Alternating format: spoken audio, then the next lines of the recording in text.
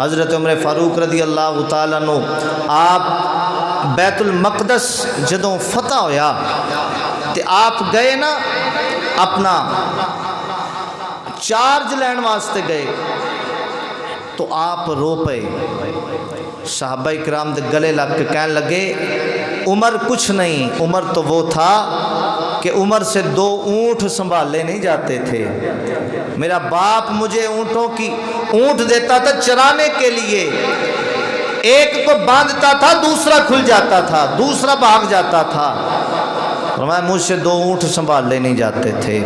یہ نبی کی غلامی کا فیض ہے۔ 25 لاکھ مربع میل پر آج دین کا جھنڈا لہرایا جا رہا ہے۔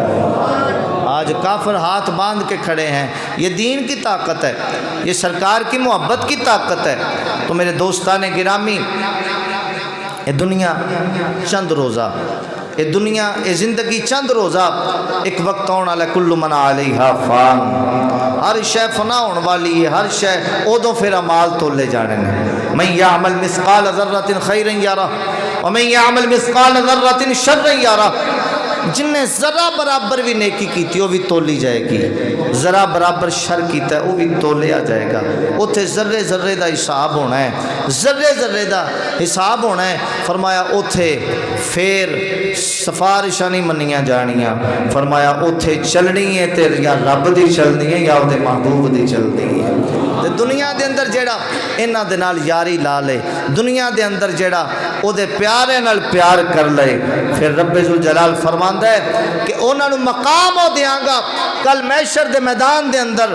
فرمایا کہ انہاں دے چہریاں تے بھی نور ہوئے گا، انہاں دے سچے بھی نور ہوئے گا، کھبے بھی نور ہوئے گا۔